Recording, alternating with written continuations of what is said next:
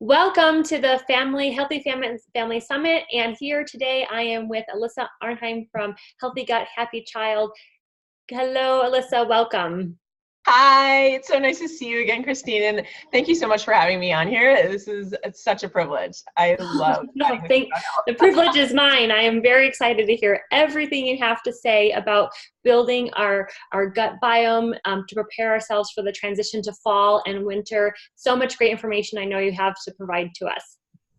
So why don't you get started and tell us a little bit about yourself and why you know so much about the gut? Sure. So I started learning just a little bit about fermented vegetables about 5 years ago. My little boy was 2, and I was studying to be a health coach. He was actually a year and a half when I quit my job at a hospital. And decided, okay, I'm going to be a health coach, and I'm going to help people not even have to go into the hospital. And what I really wanted to do was help moms who knew they wanted their kids to love eating vegetables. They knew that when their baby was born, and they just, wanted some support in making that happen. And so I was just, starting to bring in some fermented vegetables with my family. And then it turned out that my own little boy, about a year later, we found out that he was actually super sick with cancer, and he's doing great. He's so strong and super healthy. And one of the things that I was really conscientious about was his diet and the foods he was eating. Not only the vegetables, which are super important because they're actually feeding the beneficial bugs in our gut, but also bringing in a lot of the fermented veggies, which are packed with these amazing lactobacillus bacteria, these acid-loving bacteria. That's why they can survive in the acidic content of the fermented vegetables, which they actually create, but I'm getting ahead of myself. Anyway, that's when I really got into gut health, to really support my own little boy in his journey and his healing. And from there, once I understood more about how central our gut really is in every aspect of our health, all of the systems in our body, how our brain is developing, our attitudes and behavior, and of course our immune system is rooted 80% in our gut, our nervous system, our enteric nervous system, all throughout our gut, our hormone production, our digestion, all of whether we even get the nutrients from the food we're eating, like all this comes down to gut and what's living there. And so anyway, I love it. I could talk about it forever, and I love this is what I get to do for my job.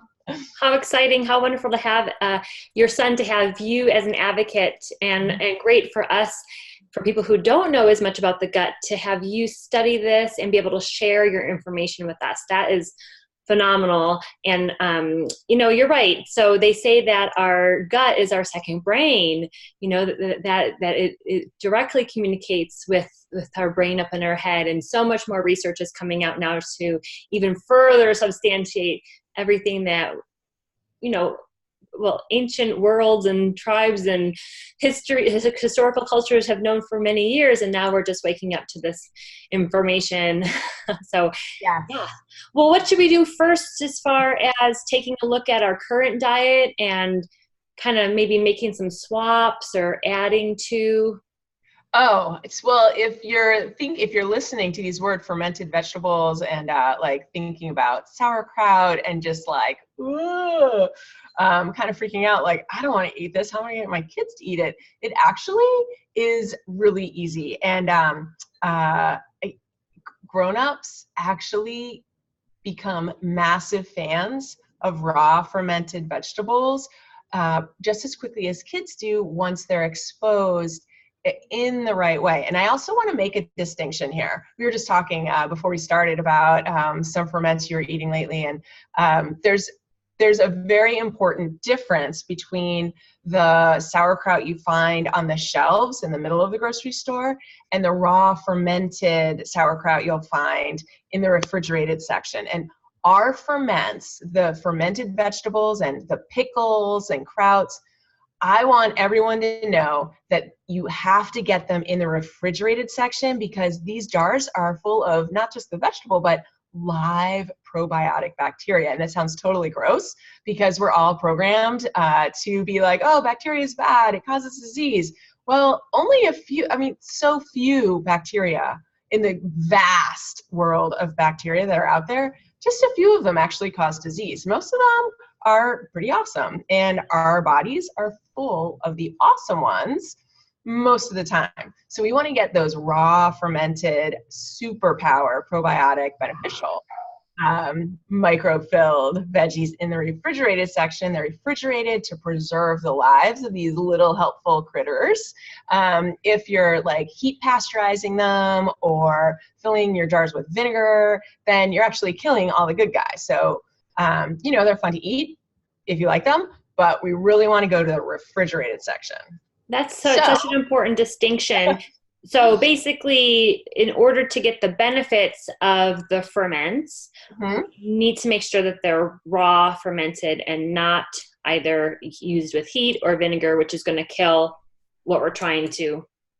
Yes. Kind of like the same as like a yogurt that's so full of sugar that really whatever probiotic is in there is not beneficial to us.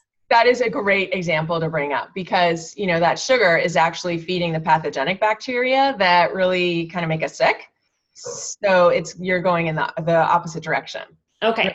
I'm just going to say it. You're going in the wrong way if you're using sugary yogurts. Yeah. Well, I think, I don't know as a consumer nation if we are looking for things that are so easy to eat that we don't have to develop a taste, that we just want that first bite to be like an amazing rush. And I think that drive to search for that, unfortunately, pulls out all these other foods that have so many benefits just naturally. Right. And you know what is interesting? I love the way you're describing it as that rush of like, you have a bite and you're like, yes. So we can retrain our brain and our taste buds to actually get that rush from a bite of sauerkraut or really good fermented dill pickle, or honestly from an unsweetened yogurt or just a plain old carrot for that matter. And it takes a little bit of time because there's some reprogramming that's happening, but we can do it pretty quickly with our kids. It's important that we feel comfortable with this transition also, and that's a whole other conversation about how to really support us, support our need for that like pleasant rush of satisfaction, because like there's nothing wrong with that. That's how we're built. That's how our brains are built. And, it really impacts our attitude. And so I'm 100% supportive of getting that like, yay, yummy rush. And I'm going to like jump right back to the raw ferments and the sauerkraut. Once we train ourselves and start tasting this, that sour flavor on a regular basis, we're getting that rush from that same, we're getting that same kind of rush because our brain recognizes it, our gut recognizes it, our body's like, yes, probiotic benefits coming, and it feels really good. So I can share with you just my favorite way. Well, my favorite way to introduce raw ferments to kids is to invite them to just put a little bit in their mouth and tell them they can spit it out right at the dinner table. So put some in your mouth, you can spit it out if you want, and just do this over and over and over again. And I go into detail with some other alternatives to that strategy that really work. It's in a free download on my website, healthygethappychild.com. Anyone can have it. It has a recipe to make your own sauerkraut, because when you go to the grocery store, you might be like, $8 for this little jar? What? And one thing is that you're only going to be having like a strand at a time for a while as you get your body, your internal ecosystem kind of used to this new population that you're bringing in. But also you can make it at home and it's super easy. And this is the perfect time. This is like, I love that you're doing this particular topic right now, because ferments are like, we've got the bounty of the season. We've got fields full of cabbages. We've got carrots in the ground. We've got onions. Pickling cucumbers are like coming out in the farmers markets right now. So this is a time when we're like putting away our food. And as we move into the fall and the harvest kind of fades, this is traditionally, for thousands and thousands of years, how we get those vegetable nutrients throughout the lean months. And what's awesome is that the veggies we're getting when they're fermented, all of these friendly bacteria, they've already broken it down and kind of pre-digested it for us so that those nutrients are super available. They're ready to just get sucked right up into our kids' bodies. And, you know, a lot of kids these days have challenges digesting. So it's like a super bonus all around. Yes, I think just thinking about the history of what fermented foods were for preservation, because there weren't freezers or refrigerators or being able to suck all the air out. But then, so was it the case that they started doing this because it was something they needed, and then they realized what these little bugs are doing and how it's helping them protect their bodies? Is that true? Yeah, that is true. And actually, it's only really, really recently that we have really gotten into the science of why fermentation works and why it's important and how it benefits us, because we were all, you know, all over the planet, all these different populations and cultures of people were doing their thing and preserving their foods in the way that they did. And, you know, like there's a lot of discussion about like, okay, keto is the way to do it, or paleo is the way to do it.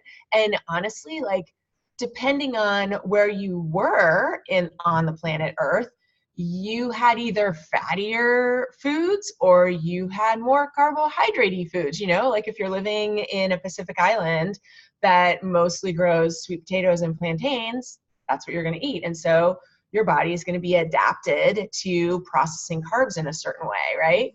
And you're going to have some pretty cool ferments with sweet potatoes, which are also really good. And then if you're in a far northern climate, then, or even a moderately northern climate, then you might have more of these crops that we've been talking about, the carrots, the cabbages, the onions, that you've been figuring out how to preserve and put away for the winter. So a lot of different conversations about which chapter in history you want to go into. But the most important thing to get here is that our food really changed about 150 years ago, I think. All of a sudden, we got this huge, well, it's, you know, thousands of years ago that the agrarian culture kind of blossomed. And there are also some, I'm not an expert on this, but I do know that there are certain genetic issues that started showing up right around the time the grains were introduced. Mm-hmm. And then we started processing the grains, and then we introduced the sugar, and you can track a lot of chronic disease with this explosion of processed sugar and processed carbohydrates. Absolutely. So And this unfortunately, really go ahead.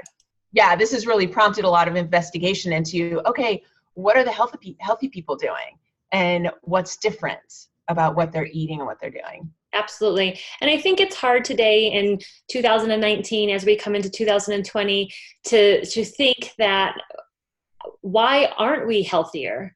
We have so much information at our fingertips, and yet we are having chronic disease skyrocket. The obesity rates over the last 2 years have increased over the obesity rates from 5 years ago. And when is this going to end? And looking at these traditional cultures and how there are pockets still in the world today that haven't been introduced with our Western diet who are thriving.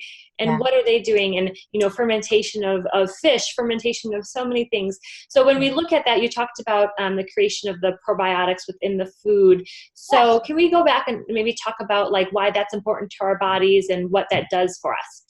Yeah, absolutely. So just a little bit about how you actually make a fermented vegetable. So when you go out in the field or you know, wherever you're collecting your vegetables, they have bacteria all over them. Like a cabbage is covered in bacteria. Sure. And just a few of them are these lactic acid bacteria. Most of them, if you submerge the cabbage underwater, will die. They can't survive underwater. They're aerobic bacteria that need air. But these lactobacillus, these lactic acid bacteria are anaerobic bacteria. They can survive underwater. So you can shred up that cabbage and salt it, which then draws the moisture out of the cabbage itself. Most of the weight of a cabbage is just the water in the cells, just like we're mostly water, so are vegetables. And so when you salt it, you pull that moisture out of the cabbage and it becomes all soupy. It creates a brine. And when you press the shredded cabbage underneath its own salty brine, now you've got a submerged little ecosystem and only those lactic acid bacteria can survive. And they love it. And they start eating the cabbage, chewing it up and digesting it and consuming those sugars. And they produce byproducts, acid and some gas. So that's why you see little bubbles when you're making a ferment.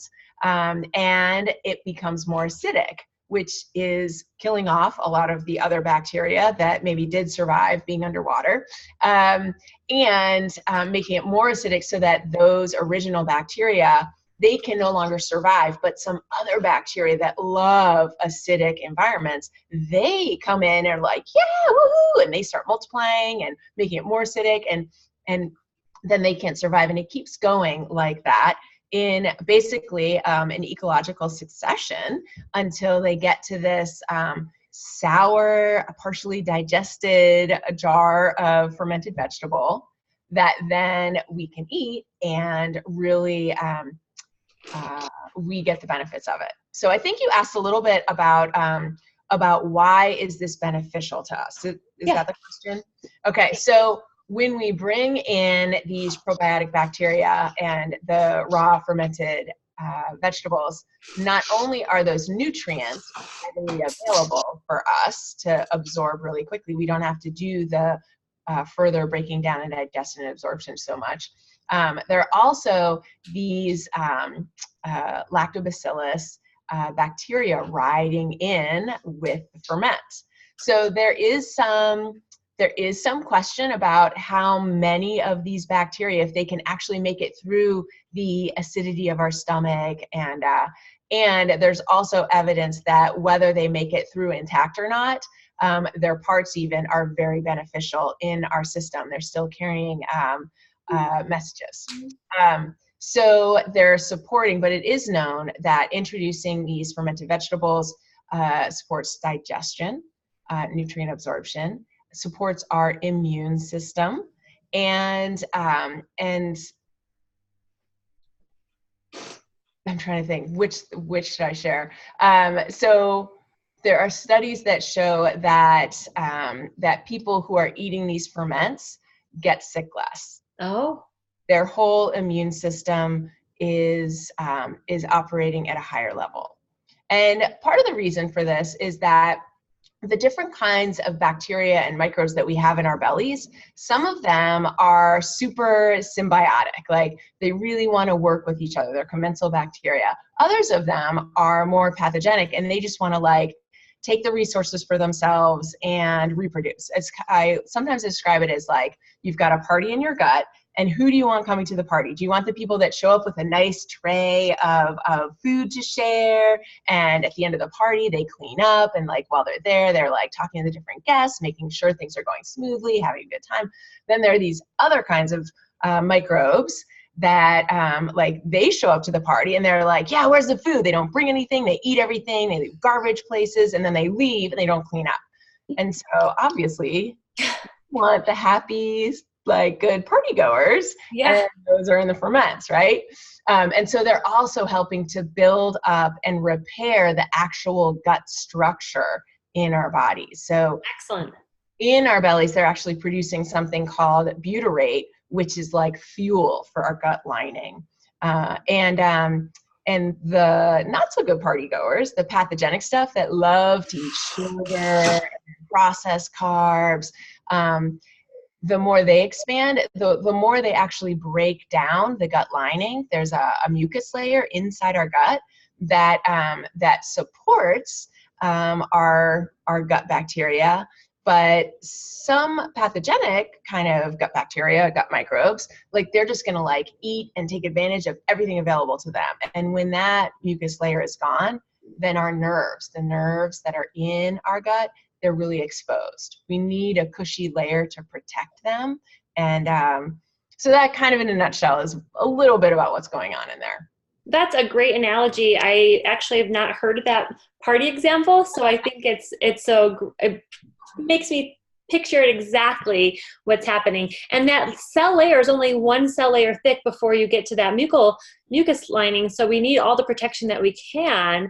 And if the good bacteria, those helpful bacteria, are making the butyrate for that everybody can have more food, Yes. then yay to support that mucus layer. And is that what happens if we have some destruction of that mucus layer and we see our child kind of poop out some mucus? Is that maybe some of that destruction of, or possibly? Well, if so there are a lot of different things that are going on in the gut. If the nervous system, if the enteric nervous system, if that immune layer is getting triggered, one of the things that could happen is they might produce a lot of mucus internally to, like, emergency one, like, we've got to protect the inside of our gut right here. And so there'll be an excessive production of mucus.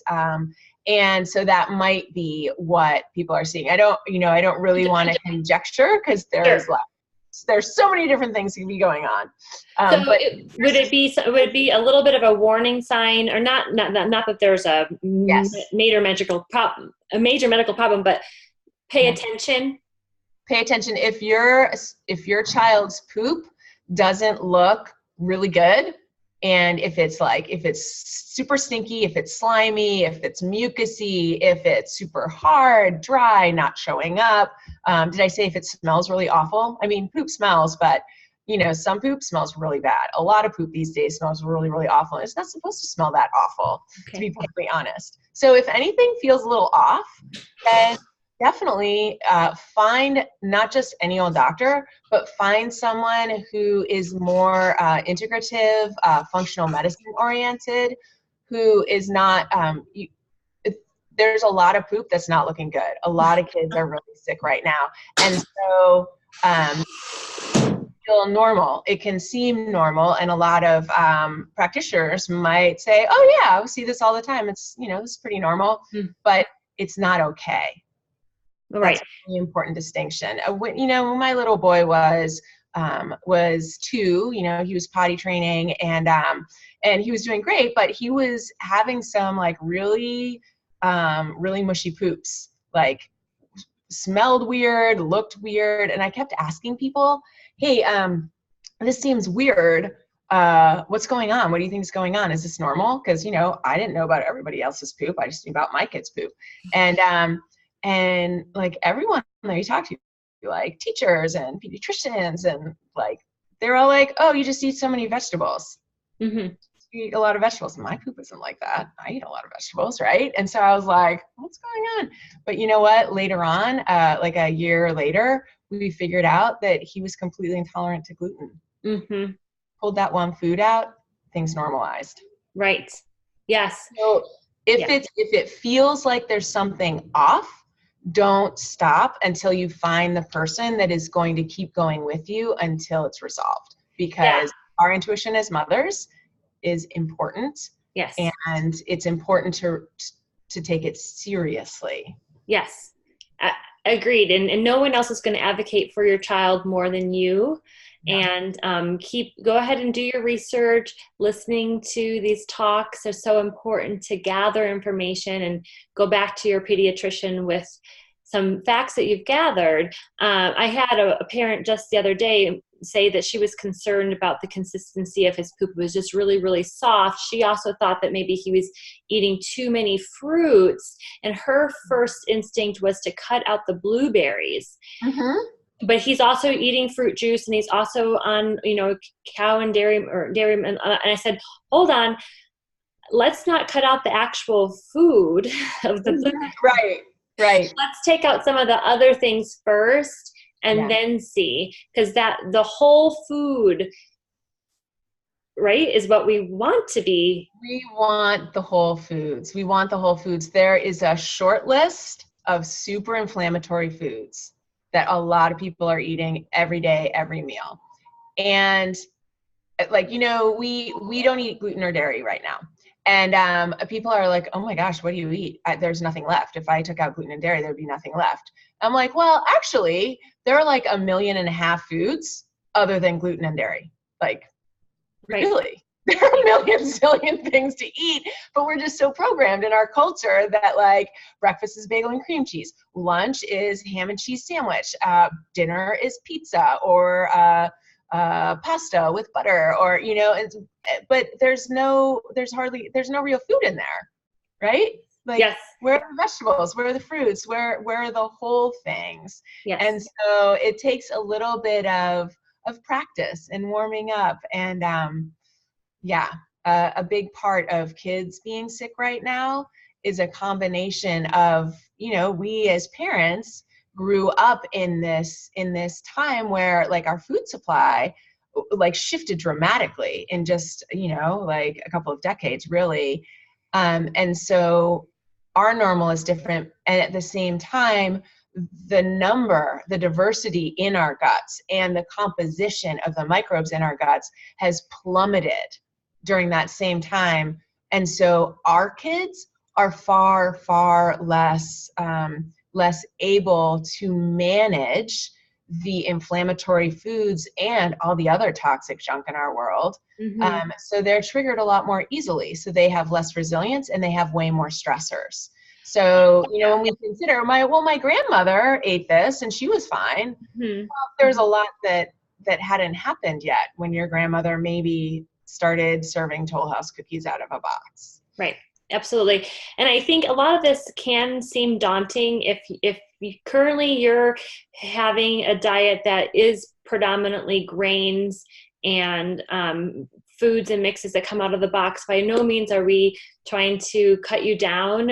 I think what we're trying to provide is just education about what else is out there and why we want to help ourselves and our kids eat these foods. So, we talked about the good gut bacteria, but these little bacteria, there's actually more gut bacteria than we have cells in our body. Is that true? Yes.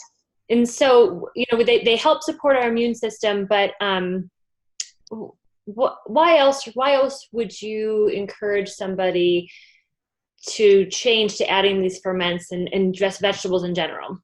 Yeah, well, so vegetables in general are packed with the fibers that the good microbes love to eat. So we want to add in some fermented vegetables, and then we actually want to add in more vegetables in general. And again, this is a slow process. You can take it as slow as you want. There's no race. There's no you get to do it in the way that works for your kid, for yourself, for your family. And one of the magical things about adding in, there's so much magic in fermented vegetables.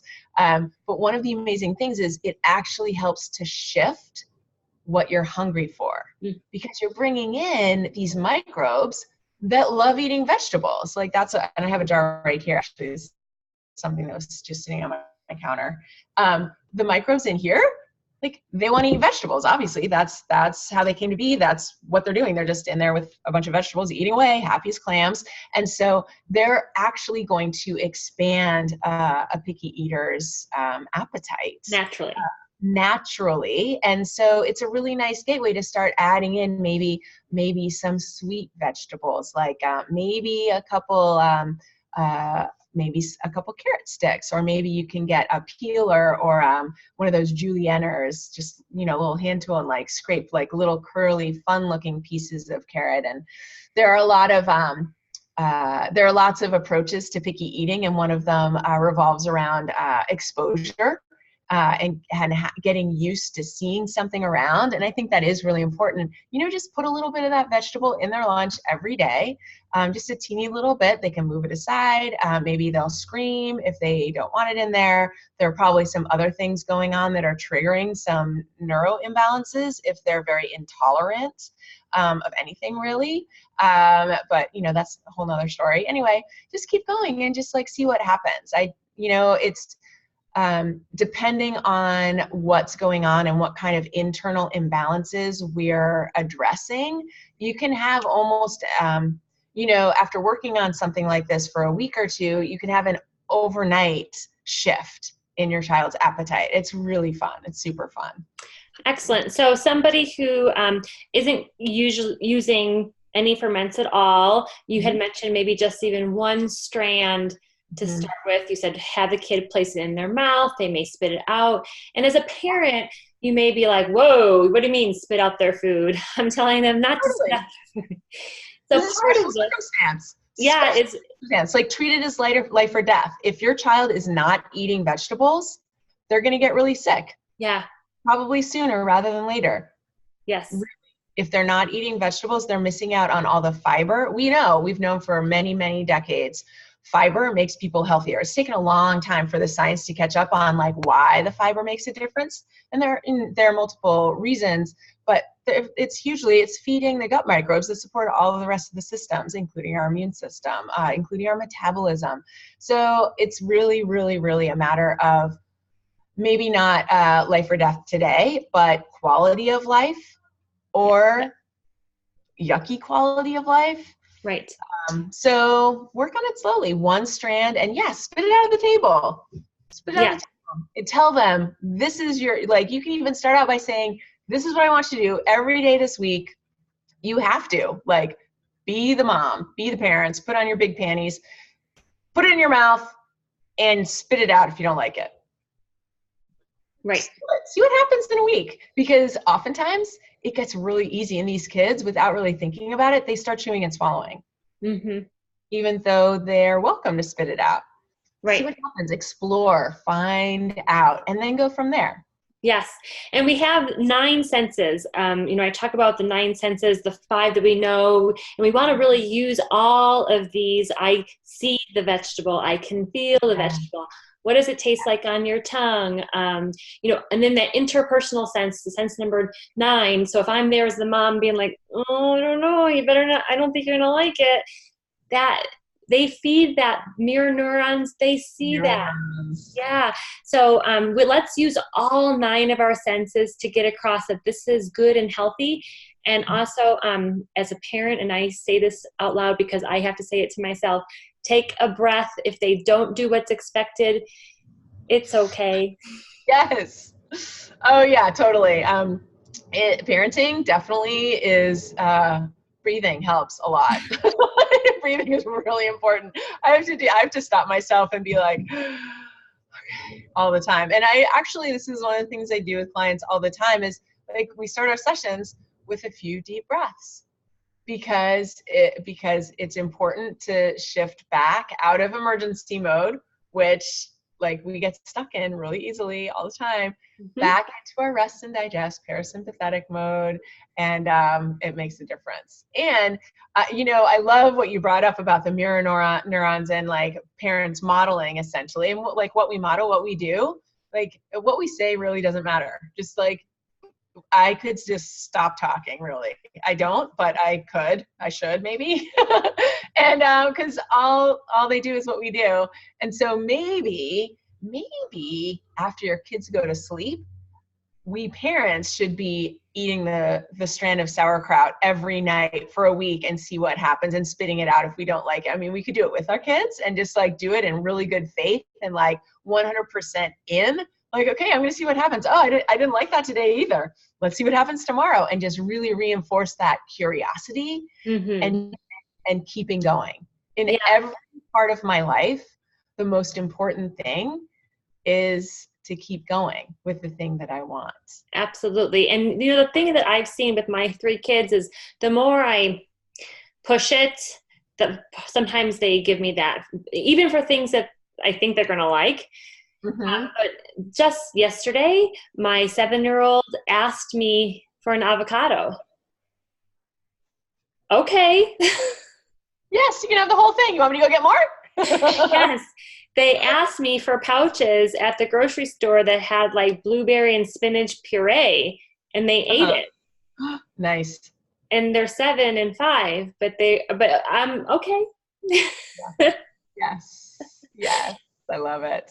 So he just kind of putting it out there in that universe, and internal motivation is going to help drive so much faster than something from the external. And we as adults feel that too. If someone tells you do something, do something, do something, you're like, the heck with you.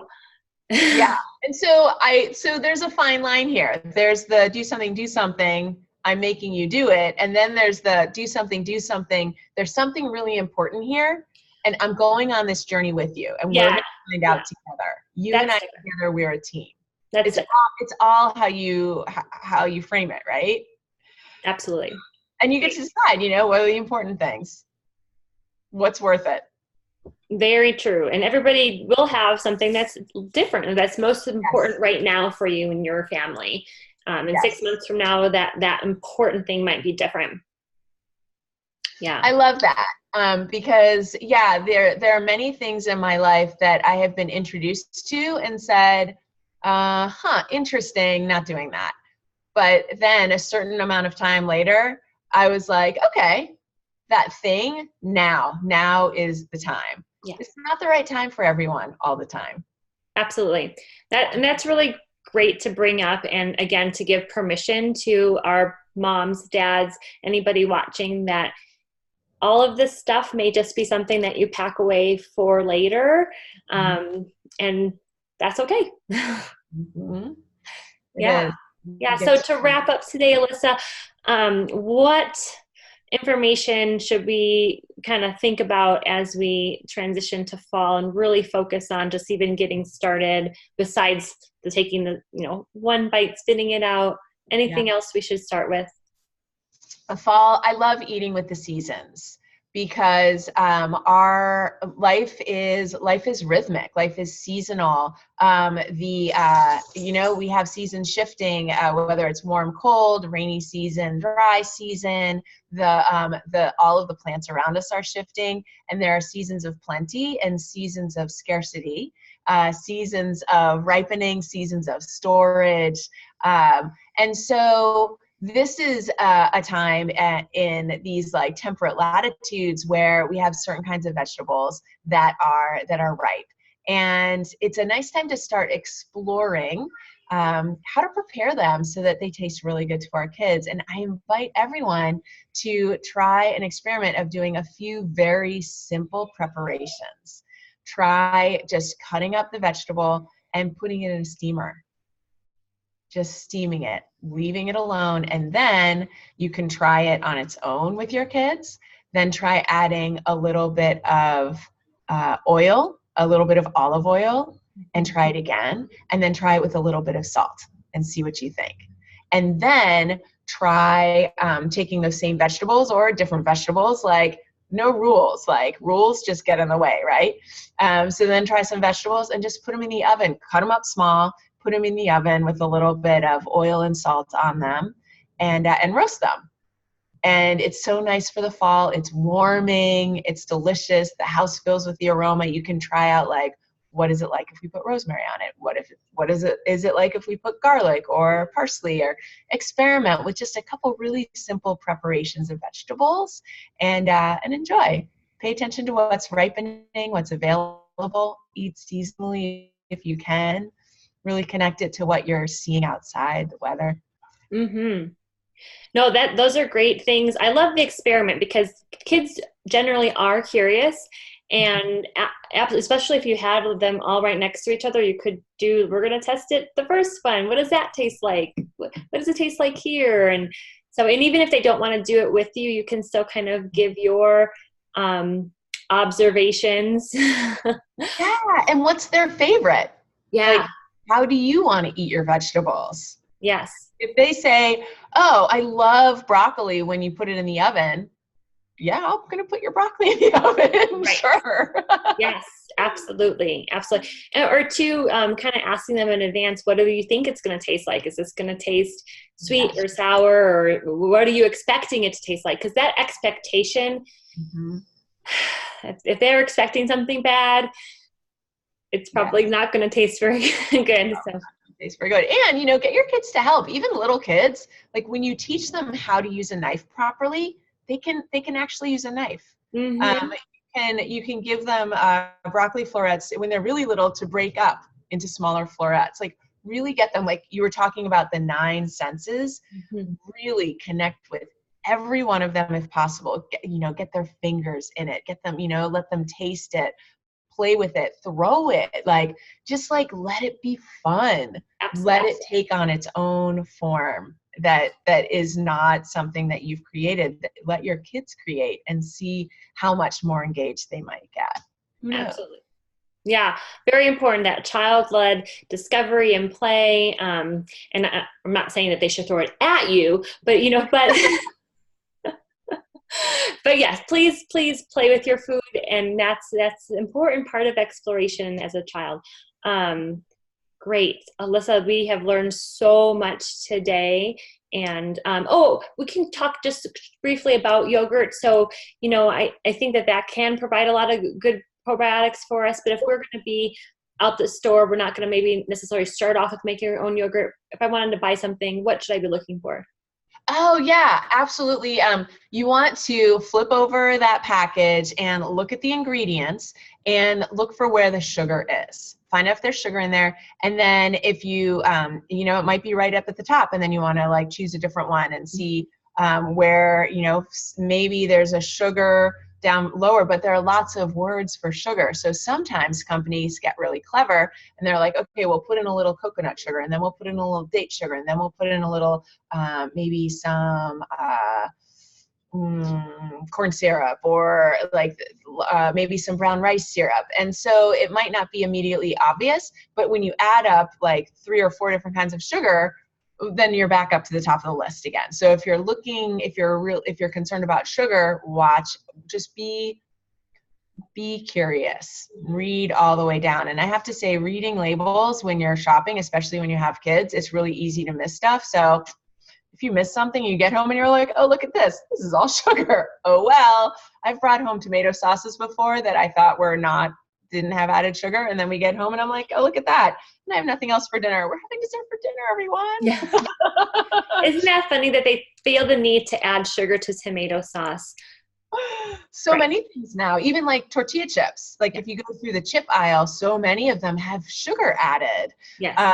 So it is really, you got to be on your toes, pick out your favorites. And yogurt is actually pretty easy to make. So you can really figure out what your favorite yogurt is at the store. There's a new one that I'm seeing lately called Lava, L-A-V-V-A. It's made from pili nuts. And some of it has fruit in it. It actually has a really sweet flavor. It doesn't have any added sugar, and it's interesting. I don't really know a whole lot about it, but there are more and more interesting yogurts out there that you can find in an unsweetened version, like coconut yogurts, some different kinds of nut yogurts, things like that. Sure, that's great. And always, you can add your fruit at home. Yeah. If it's not seasonal to buy fresh strawberries or blueberries at the store, we can get them frozen. We talked about that in a different interview. And then, blend them up or add them to the plain yogurt for less added sugar. Even a teeny little bit of raw, unprocessed honey is really fabulous for all the health benefits. And Yeah, that's wonderful.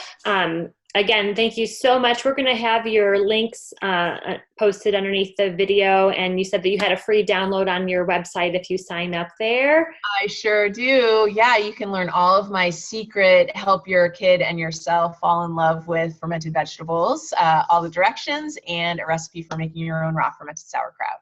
Fantastic. And you do, even though you're in Washington State, you do virtual consultations and things like that.